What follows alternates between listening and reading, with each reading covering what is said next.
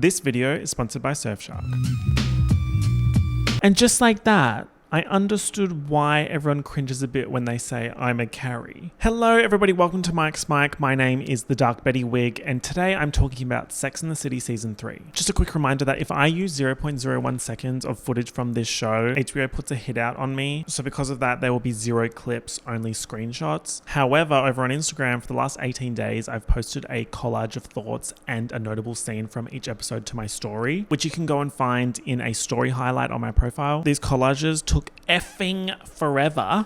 And I think the season 3 ones are pretty good, so go have a look at those if you're interested in my immediate thoughts after watching each episode. And you'll get to see some clips from season 3 too. This season, I feel like they really took the time to explore more about the core four's relationships with the men they're dating and with each other. Basically, the girls were fighting. And since we had more of a focus on the core four, there was way less of that sort of, hey look, this is Carrie's random friend who does XYZ, which is relevant to what Carrie is writing about in her column at this particular time, and we're never going to see this person ever again, which we had a lot of in season 1 and to some degree in season 2. In terms of recurring boyfriends, this season in Carrie's orbit we had Mr. Big and newcomer Aidan Shaw. For Miranda we had Steve. For Charlotte we had Trey, and Samantha didn't have a recurring partner, but that's part of her story. For season 3, the writing team said, hey, let's explore their flaws. Carrie stands, this would have been a tough watch in 2000. That being said, I really like that they went there, that they weren't afraid to make her absolutely insufferable at times and make her make bad decisions, because that's what a real person would do. And to make the friends have a scale of fights from rolling their eyes at a particular comment, to small disagreements, to yelling at each other next to the bargain bin,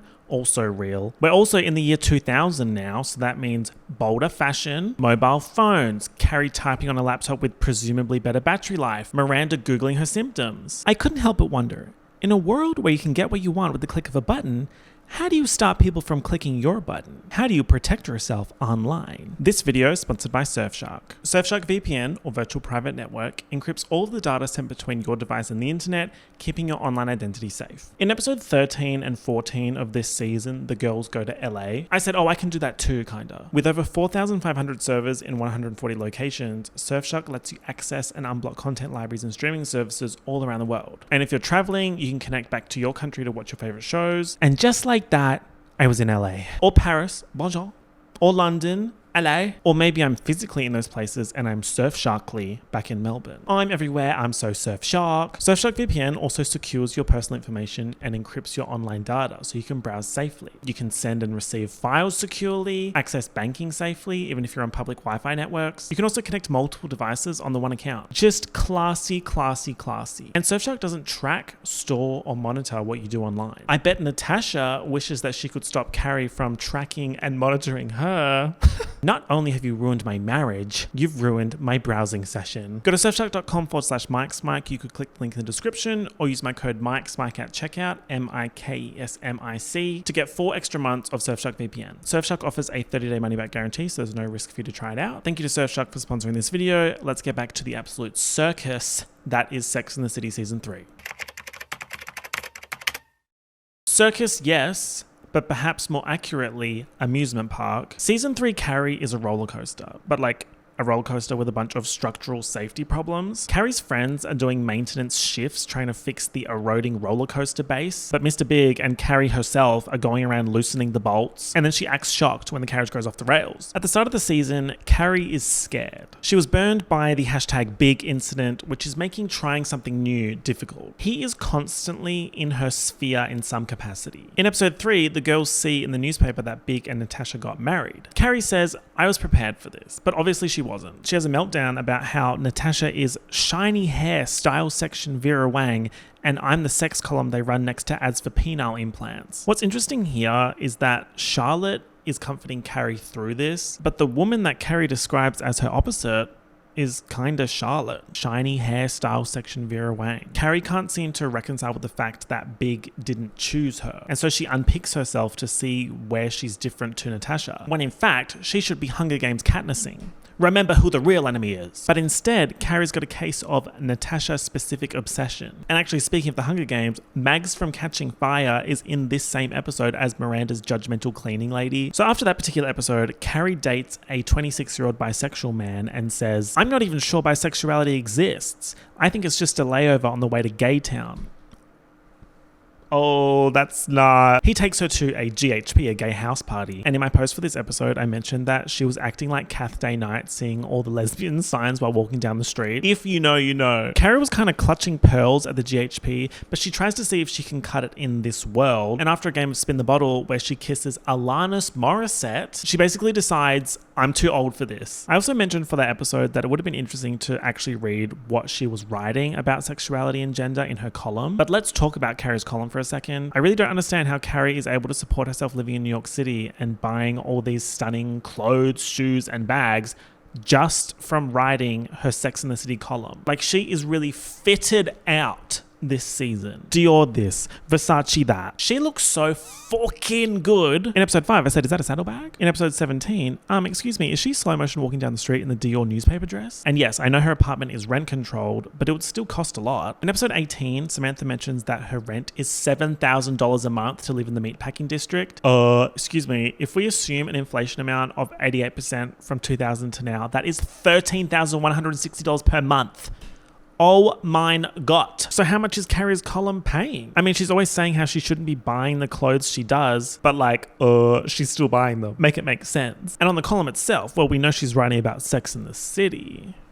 Right. In episodes 1 and 2 of this season, Carrie is seeing a politician named Bill Kelly, played by John Slattery, who is of course also Roger Sterling in Mad Men. Sorry, but anytime he's on screen, that's Roger Sterling. Now, this politician seems great, and then it comes out that he really wants Carrie to pee on him, and she dubs him the pee politician. Carrie tries to make it work with the pee politician, such as suggesting she dribble warm tea on him. But it doesn't work, they end things, and she ends up writing about it in her column, basically anonymously airing him out. And we can see the article at the end of episode 2. And they say the devil is in the details. Because I noticed at the start of episode 15, Carrie's talking to comic store owner Wade Adams, whose whole thing is that he might be a bit too juvenile for Carrie, which message-wise is reminiscent to the season 2 episode Valley of the 20-something Guys. But yeah, Carrie's talking to him and mentions she's a writer. And he's like, oh, what do you write? And she says, turn to page 7 of your newspaper there, which, first of all, what a flex. So he does, and the article is called The Finance and a Loan Department, but it's about the pee politician from 13 episodes ago. Carrie's had an entire relationship and affair, and Charlotte's been married in the time since that episode. There's also a grammatical error in the article, and it repeats the first paragraph a bunch of times. I think what's happened here is maybe they weren't expecting people to be pausing and reading the article. I don't know, man. It's a bit cinema sins of me, but you could have done that properly. In episode 5, we meet Aidan Shaw, through Carrie's friend Stanford, actually. Quick side note on Stanford, he has a role in a couple of episodes at the start of the season, but then falls off. Like in episode 2, Carrie does Stanford a solid when he asks her to introduce him to one of Mad Men Roger Sterling's staff. How do you know he's gay? I've seen him rollerblading on 8th Avenue. So wingwoman Carrie goes to tell the guy that Stanford thinks he's cute, and the guy goes, oh, him? He's not my type. So Carrie goes back to Stanford and tells him that the guy isn't gay. That was nice of her. Sometimes it's okay to lie. Anyway, in episode 5, Stanford tells Carrie that there is a hot furniture designer selling some furniture, so they go to have a look. Carrie meets Aidan. He is so different to Mr. Big. He's woodworking, handmade necklace, long hair, cute dog, calloused hands Americana. Carrie's dating progress, if you will, with him is so different than with Big. Aidan wants them to date more before sleeping together, whereas Carrie and Big slept together on the first date. So at the start of the Aidan era, Carrie's like, hold on. She's crushing hard. And she says that comparatively, Big was a crash, not a crush. And guys, it is so important to have a crush. My life when I don't have a crush. My life when I have a crush. Woo! It's just exciting. It's just exciting. Even if it doesn't end well, it's still exciting. So Aidan and Carrie start dating, and he tells Carrie that he won't date a smoker. He's checked the smoking no box on his Hinge profile. Carrie's initially like, nah, I'd rather smoke because I love the cocaine more than my kids at the moment. But her girls, her hashtag sisters, host an intervention, and she quit smoking to be with Aidan. There's a funny scene where they go on a 7-hour date and she's absolutely fanging for a smoke by the end of it. But you guys, addiction is no joke. Now, of course, at this point, I was immediately looking for red flags from Aidan. This is what I came up with at the time, and it's probably a reach, but I'll tell you anyway. There was this sense of him expecting her to change and her feeling like a failure if she doesn't. And that does kind of end up being tea, but also not. In episode 7, everything's going great with Aidan. So Carrie's like, how can I fuck this up? She's on her laptop asking, do we need drama to make relationships work? Oh my God, don't piss me off. Don't piss me off. Shut the laptop. She sees Satan at the opera, which shocks her into realizing maybe this thing with Aidan is the real deal. In episode 8, she gets stuck with Big on a boat. I think I'm gonna die on this boat. Carrie's on that damn laptop dropping bars left and right. Listen to this one. My past is coming back way too fast, and my future is taking way too long to come home. Big's telling Carrie, I miss you. Bro, you've got a wife. Don't piss me off. More on innocent bystander, or should I say Millicent bystander Natasha, soon. In episode 9, Carrie runs into Big and Natasha while with Aidan and introduces Big and Natasha as her friends. Bro, as soon as she did that, I was on high alert for bullshit. Big's telling her how he's going to call it off with Natasha. He's calling her and he's calling her. It's relentless. And Carrie kind of has the restraint of a marshmallow. So I was watching this like, if this keeps happening, something bad is going to happen. And then something bad happens. Carrie sleeps with Big, while she's with Aidan and he's with Natasha. Absolute shit show. Just one big illegal fart. She's given in and ruined a good thing to satiate her desire to rewrite the narrative of Big choosing Natasha over her. Every time I write Mr. Big, I think about Mr. Beast and how a couple of months ago I got a bunch of emails inviting me to Mr. Beast's mansion or compound or something to promote his show that I was going to get flown out to the US for. It's like some city girls top 20 winners will get flued out type shit. That's one of my favorite videos. The top 20 winners will get flued out, all expenses paid. So obviously I assumed it was a scam because I don't get invited to anything ever. And also because why would Mr. Beast invite me? Like, I introduced myself in my Sex and the City season 2 video as Mr. Beast's ender. So I don't know. I kind of just assumed he was trying to trap me in some Saw-esque games for shading him. I don't even know if the trip ended up being real. Whatever. Anyway, Mr. Big. After saying it's a one-off and never happening again, Carrie sleeps with Big again in episode 10, Rocks for Brains. And this is the same episode that Aidan says, I love you. Oh my God, just vote. Just vote. We know from Gossip Girl #chair that those 8 letters mean a lot. In this episode, Carrie loses Aidan's dog Pete when he's over at her apartment and Big calls her to meet him outside. So she's like, hey Aidan, I'm just gonna go walk Pete. Also, Pete is shady. Let's get to that in a second. Carrie has an argument with Big on the street and loses Pete, and her cheating ass is running around Manhattan in the rain looking for him. And what pisses me off the most is that she's at rock bottom looking her best. It's just not right. It's not right. When she comes back to tell Aidan that she lost Pete, Pete is in her apartment judging this shady, shady dog. And sorry, how did Pete know how to find his way back to his owner's girlfriend's apartment that he's presumably only been to a couple of times?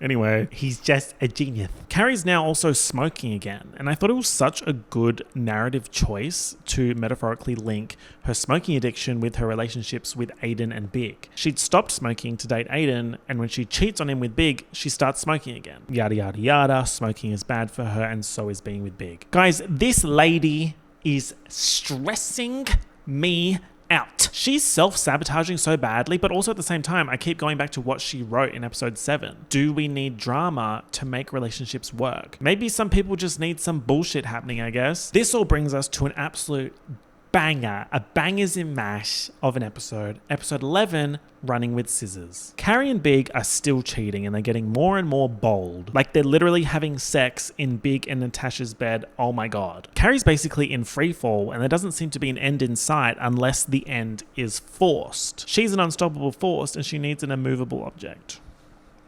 Right. She's both feeling like shit and also trying to separate herself from what's happening. She's asking Big questions like, do you want people to get hurt when she sees that he's being careless about the affair? Do you want people to get hurt? Like, let's get a mirror. My good sis Carrie, the hurtenings are current and now and trending. Carrie gets caught with Big by Charlotte, and Charlotte has this massive go at Carrie saying, "You don't think about her," referring to Natasha. That Carrie's more worried about how she would feel if Natasha were to find out about the affair, not so much worrying about how Natasha herself would feel. It's a fair whacking. And then after being body slammed by Charlotte, Carrie still continues sleeping with Big. Natasha catches Carrie in her apartment and chases after her and smashes her nose, falling down the stairs. This poor lady. This Millicent bystander. I feel like she should be allowed to commit some sort of crime. I don't know. In episode 17, Natasha says to Carrie, "I'm sorry he fell in love with me." And that's basically it, isn't it? She got with Big without knowing all of the shit with Carrie, gets married, and then her husband cheats on her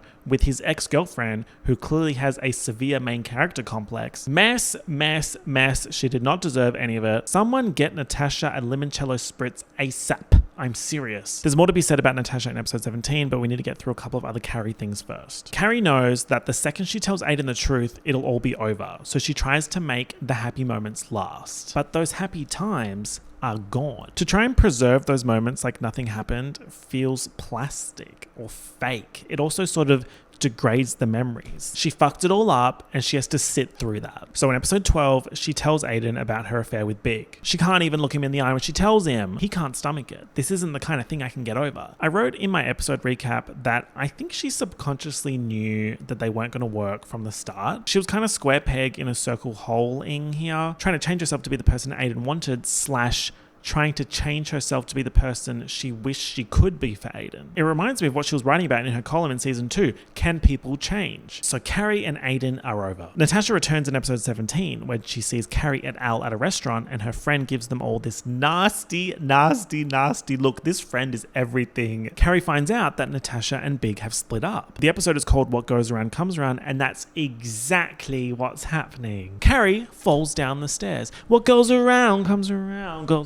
comes all the way back around, yeah. What goes around comes around. In terms of Carrie falling down the stairs, the universe said, I was waiting for the right moment, and that was the right moment.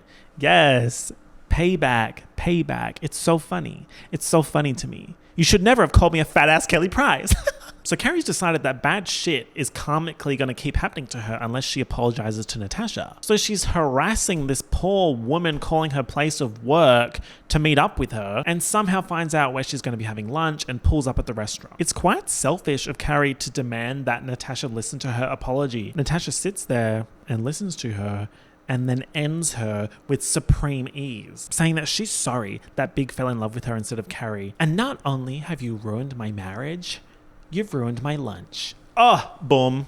Shablam. Ooh, Carrie, get off the floor. But then fucking Carrie slow motion walks down the street in the Christian Dior newspaper dress. She got the last laugh. Damn it! In the season finale, Carrie agrees to have lunch with Big. When I talk about Miranda, I'll talk about the Carrie-Miranda war that this causes. At said lunch, Carrie and Big fall into the pond. How the hell do you go and make falling into the pond chic? Don't piss me off. She goes back to Big's apartment for a shower, and they're sitting there on his bed in robes in front of his freshly painted red wall, and that's it. They don't have sex. Has she grown? Has she learned something? Huge if true. Now the red wall is interesting. It's a pretty harsh pop of color in a previously minimalist apartment. It links to an episode 9 conversation that Big and Carrie have when he's drunk. And he's complaining about Natasha making everything beige. And he says, beige is boring. By contrast, Carrie is not beige. At that time, she asked him, I thought you wanted beige. Carrie Bradshaw is a bright red wall. Red is passion. Red is chaos. Red is not shiny hairstyle section Vera Wang. Very interesting. I really don't know where this is going to go in season 4. If Carrie in season 3 has shown me anything, is that she really does just do anything. I could see her dating Big again. I could see her starting up with Aidan again somehow. I could see her with someone new or just with no one at all. I don't know. In season 3, Miranda can't catch a break. She gets stood up by a guy who dies. She gets shoulder surfed in LA. She gets adult braces. She panics when the universe seemingly gives her the perfect man to date and fumbles him bad. She's also quite disillusioned this season. I sort of have this feeling of, hello writers, can we please give Miranda some sort of good result in the dating department? Hello, please. Let's backtrack a bit. At the start of the season, she and Steve are orbiting around each other, but they're not 100% sure what the vibe is. She gets eye surgery and he looks after her. And when she gets gets her vision back, she also sees that, hold on, maybe Steve Bianca Grande is the guy. Steve is doing a lot of positive PR work in these first couple of episodes. I'm sitting there thinking, what was the issue with Steve? Pretty sure he had bum allegations, but I don't seem to remember that now. In episode 3, Miranda's cleaning lady Mags from the Hunger Games Catching Fire tells her that it's good for women to make pies. By episode 4, Steve is starting to get very comfortable in Miranda's apartment and suggests that he move in. We're practically living together anyway, yeah, but we're not. Two things I noticed here. The first is that Miranda has become so self-sufficient that the idea of someone in her space does not appeal to her at all, even if she loves the person. The second is that this sort of partner pushes for something that the woman doesn't want until she decides that she wants it is a recurring motif this season. It happens later with Steve and Miranda again, and I mentioned that I got that vibe from Aidan and Carrie as well. I don't know, I don't really like it. Even though when Steve does eventually move in, Miranda realizes she actually really enjoys it, but still, I don't know. In episode 5, I wrote, Miranda, throw him a bone. This was about her being too busy to do fun, inconsequential shit with Steve, which is also kind of whatever, but it's more so her attitude about it. In episode 6, Miranda looks like the female lawyer version of Shaggy. In episode 7, something truly diabolical happens. And it's not Miranda cutting her toenails in the bed, which is also insane. So Steve and Miranda have been living together and loving it. Miranda can't believe that she's enjoying things like doing Steve's laundry, which makes Samantha say, your relationship is my greatest fear realized. Miranda's doing Steve's laundry and oh my God, hashtag skid mark gay. Whatever goodwill Steve had built for me in season 2, gone.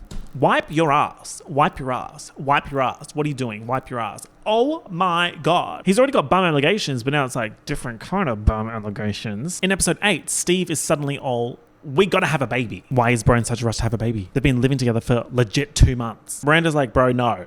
So Steve's like, fine, if we can't have a baby, why don't we get a dog? It'll be fine. Again, Miranda is in a position where she doesn't want to get a dog, but is worn down until she agrees to get a dog. But as Miranda expected, Steve isn't doing enough of the disciplinary work with the dog, so she says, I cannot be in charge all the time, which I think summarizes their relationship at this point. So it all falls apart, la Humpty Dumpty. It's the bum allegations. Miranda realizes that they're not gonna work, and he says, there's good stuff here, in a sort of almost antagonistic way, but there was some good stuff there, and you could say that she was being hasty, so sure, whatever. But then after breaking up, they're still living together, and this is when he really starts to piss me off. He's struggling to find another apartment, and Miranda feels guilty that she won the breakup, and she feels like she needs to look after Steve. Like she obviously still cares for him. So while still living in Miranda's apartment, Steve goes on a date with another woman. You're taking the piss. That is so disrespectful. It's bum behavior. The bum allegations are now bum truths. So then after episode 10, Miranda and Steve are over. She runs into him in episode 18 when she and Carrie are walking down the street and see their exes Steve and Aidan hanging out together. Why the fuck would those two be hanging out? It's literally a Batman villain link up. Steve and Aidan have new girlfriends, and the new girlfriends are basically Miranda and Carrie with different colored hair. Bro, the concept of that. In that same episode, Miranda starts feeling like the woman who works at the Chinese restaurant that she orders from is laughing at her and judging her because she knows exactly what Miranda's going to order, since she always orders takeaway for one. And instead of simply changing which restaurant she goes to, Miranda goes to the restaurant to confront the woman. Why won't she change the restaurant? Because it was a happy place for her and Steve, and they had so many happy memories there. That was such an unexpected gut punch. When she goes into the store, she sees Steve and they actually have a nice friendly catch up, and Miranda tries something new on the menu. I loved the writing of all of that there. I thought that was fantastic. Also, on the worker knowing what Miranda was going to order, is that so bad? To be known is to be loved. Or is it to be loved is to be known? Well, let's go with the first one that makes more sense with what I'm trying to say. To be known is to be loved. That brings me to the Carrie Miranda war. To be known is to be loved, and that sometimes means whacking your best friend for being a fucking idiot. When Carrie was cheating with Big, she was the most worried to tell Miranda and Charlotte. Charlotte because she was getting married and would judge Carrie for jeopardizing someone else's marriage, and Miranda because she knew that Miranda would think she was being an idiot. Although when Carrie does eventually tell Miranda, she's first and foremost there for Carrie. Yes, whilst also judging her a little bit, of course. Carrie tells Miranda that this thing with Big is going to end. But then in episode 18, when Carrie tells Miranda that she's going to lunch with Big, Miranda loses it, calling Carrie pathetic and needy. Wake up, Carrie. How many more times are you going to go through this? He is bad for you. Every time you get near him, you turn into this pathetic, needy, insecure victim. And the thing that pisses me off the most is that you're more than willing to go right back for more. If you start up with Big again, I don't want to know anything about it. I mean it, Carrie. No calls, no crying. Boom. Gut, shablam. Oh my God. This mother to many. Miranda had completed her studies in law, but she also did a minor in motherology and slayism. Carrie needed that whacking. It needed to be said. I think Carrie sort of feels like she's trapped in this wild main character love story and needed her friend to just tell it to her straight. ... Again, because she had a similar conversation with Charlotte 6 episodes ago. That last bit that Miranda said was theatrics though. She'd absolutely be there for Carrie if she called her crying. In retaliation, Carrie says, "Oh, what are you going to do, Miranda? You're going to cut me out of your life like you did Steve? The first sign of any little weakness or flaw and you just write people off. My God, Miranda, you're so judgmental." Bro, I clutched my pearls a little bit, because I've had something similar said to me before. Roll raggy. Carrie's obviously trying to get her lick back here because she's embarrassed, but it doesn't quite land the same as Miranda's whacking. After the fight, Carrie says that it was their first big fight. First big fight, Ray. That argument was so well written and acted, and that's not just me saying that. I had a whole bunch of you guys replying to my story and saying the same thing. So good job, Sex and the City team. For Miranda next season, I'm hoping for some sort of win. Like, she does have minor wins in season 3, but overall it sort of feels like, damn, give this lady a break. Charlotte had a very eventful season. I think last season I was thinking, she needs some solid multi-episode plot lines, and she absolutely got that in season 3. She started the season, "Ray, where is my husband?" with an air of desperation. She says that she wants to be saved, which of course all the women have different opinions on. Carrie says, "Maybe we're the white knights and we're the ones that have to save ourselves." And Charlotte says, "That is so depressing." I've said this before in the previous videos, but I reckon Charlotte would have an absolute meltdown if she was dating in 2026, because you have that feeling combined with no one wanting to do anything ever. So that's great. In episode 2, I wrote that Charlotte needed a dating win so badly because she was really trying but consistently came up against walls. In episode 3, she helps Carrie through finding out Big and Natasha got married and hypes Carrie up even though she herself is feeling down, and that's real friendship. In episode 4, Charlotte is crushing on a photographer named Baird who says that gender is an illusion, and he photographs Charlotte in drag. This is iconic, and her saying, "I think I need a bigger sock." Hello. That episode would have been quite bold in 2000 since it covers a lot of ground about gender and sexuality, and I thought it was cool to have Charlotte be the one to be part of this gender conversation rather than, say, Samantha. In episode 7, Charlotte meets Trey. She falls over into oncoming traffic and he's in the taxi that nearly runs her over, and he comes over and helps her. Okay, cool. So what I'm getting from that is that if I want to meet someone, I have to run into traffic. I feel like if I fell over on the road in Melbourne, I'd get run over because no one can fucking drive. On paper, Trey seems like the perfect match for Charlotte. He's old money, suits on the weekends, six-pack, tennis court, traditional values. She's immediately very confident that he's the one, and only 2 episodes later, they get engaged. But not because he proposed to her, she suggested they get engaged, and he says, "Alrighty." At this point, I wrote that Trey was giving SpongeBob background sardine. Like, who are you? Charlotte's initially feeling deflated at how unromantic the engagement was, but she quickly gets over it and is negotiating the prenup with Trey's overbearing mother and sourcing a wedding dress. A Vera Wang wedding dress, mind you. Does that sound familiar in the context of what we talked about before? Also, the way Vera Wang had a chokehold on fictional marriages in the 2000s in New York City. Charlotte's stylist Anthony says, "You want pasta? You go to Little Italy. You want wedding? You go to Wang." This is the same episode where Charlotte finds out her maid of honor Carrie is cheating with Big. The following episode is Charlotte's wedding, and I wrote that there's this feeling that no one gives a fuck about it. Like, Miranda is kind of dismissive of it. Carrie's being a kind of flop maid of honor, and I'm also not really believing that they're on that level of friendship for Carrie to be the maid of honor. It almost seems like Charlotte didn't have anyone else to pick, which is kind of sad. And Samantha's making a scene about the bridesmaids' dresses, and Charlotte snaps back at her that she's only invited Samantha to be polite. These two were kind of bubbling under all season and genuinely seemed like they wouldn't be friends if they didn't have mutual friends. Someone replied to my story saying that no one gives a fuck because they all know the wedding is a sham and that Charlotte's desperation is bleeding through. ooh. Since Charlotte hadn't slept with Trey up until now, she didn't know that he was dealing with a widow issue. Bro can't get it up. Samantha tells Charlotte, before you buy the car, you take it for a test drive. And then later in the church, Charlotte's telling Carrie, I should have just slept with him on the first date. Trey and Charlotte's bedroom issues continue into episode 13 and 14 when the rest of the girls go to LA, and Charlotte gets more and more upset about the whole situation until she goes and joins them in LA. I thought the LA episodes were fun. Apparently a lot of people don't like them, but I thought they were fun. It was sort of celebrity chiller. I mean, I guess the whole season's kind of like that cameo-wise, but what I found interesting was which celebrities were playing a character and which were playing themselves. Like Sarah Michelle Gellar was playing an agent, Matthew McConaughey was playing himself, Carrie Fisher was playing herself. The scene of Carrie telling Carrie Fisher, hey, we have the same name.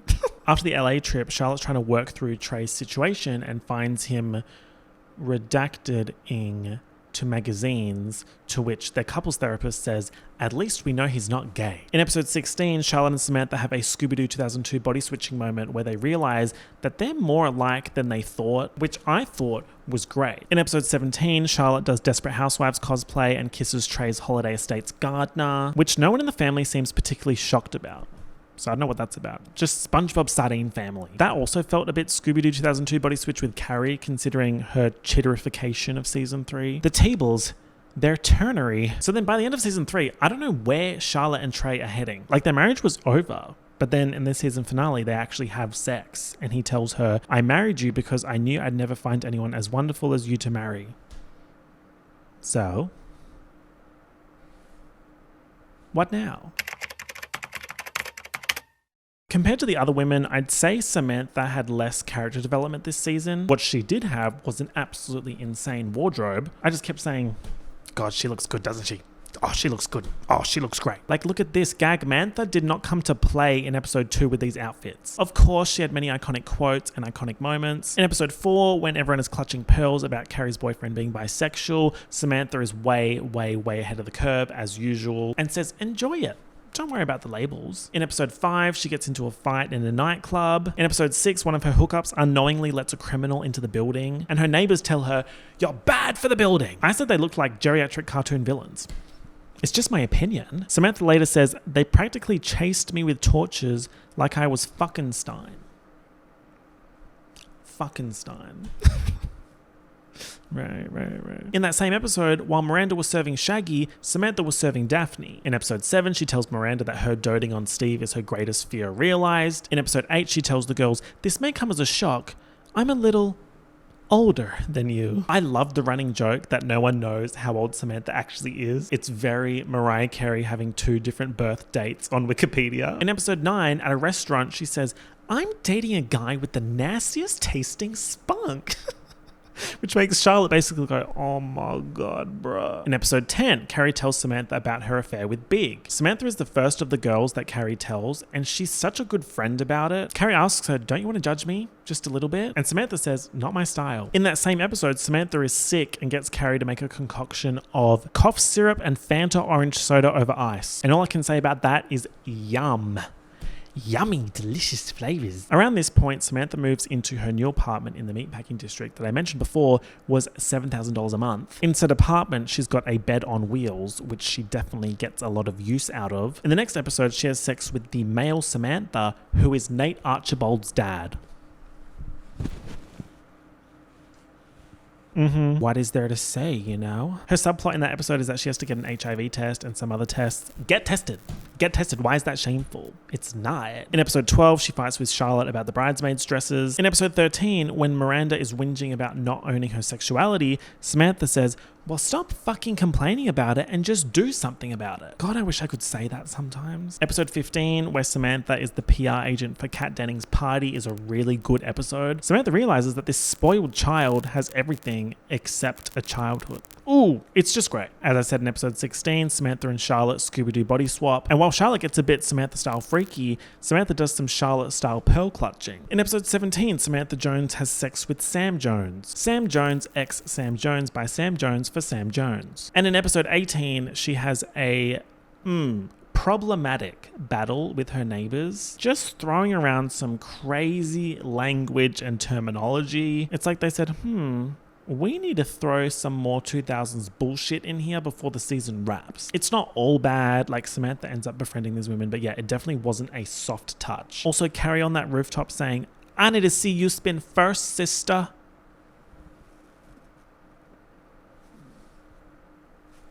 Right. For season 4, Samantha, I'm sort of thinking they need to do something different and give her a boyfriend or just a regular friend that isn't one of the core 4 but is a recurring character. Not that her plot points are getting stale or anything, but I think it'd be good to mix it up. But yeah, I don't really see how one man would be able to lock her down. So this season was just absolutely bonkers fashion-wise. Bro, I was consistently gagging. It might be recency bias, but so far this is my favorite season for fashion. Of course, I'm again bringing in my very stylish friend Vanessa to highlight some of our favorite looks, but just know there were so many to choose from. Hey guys, it's Vanessa here. I'm so excited to be back running my mouth. Starting with Carrie's Carolyn Bessette Kennedy look, she was feeling it for sure, especially with the hair. She's basically cosplaying, which is very topical at the moment given Ryan Murphy's new show coming out. Anyway, severely obsessed with Samantha's leopard jacket and also the blue ensemble in episode 2 with the 2000 clutch. Both very PR boss bitch. The way she's matched the white coffee cup with the white bag is just hot. I love this lesbian couple and love that Carrie's flower brooches get bigger every season. Miranda here, literally giving Satan's attorney, and I love it. Miss Cheaterella in the blue shorts and the heels, chasing after the dog. This is how I think I look when I'm in my front yard waiting for the Uber driver to pull up. This is the wedding dress we all expected Charlotte to have, and the wedding we all expected her to have. Obviously, they had to turn it out here, being the first wedding of the show, the series, plus Trey, gorge. Obsessed with Carrie's whole outfit. I like to think Carrie deliberately styled one of each color shoe because she couldn't decide. And I think that's the smartest choice, is just to wear both. Samantha is iconic as per usual. Like, I love that. Another Carrie LA outfit here. It's kind of giving Foxy Cleopatra sorta kinda. I would 1,000% wear this. I have a fruit bowl that looks exactly like this hat, so I feel psychically, cosmically, and energetically linked to it, giving Poochie energy. Obviously it's Chanel, but it's giving Pooch. So cute, so fresh, so summer. And then of course, the newspaper dress. And she's got the Carrie nameplate necklace on. What else do I need to say? Do I need to say anything? It's Christian Dior by JPG. Like, what else is there to say?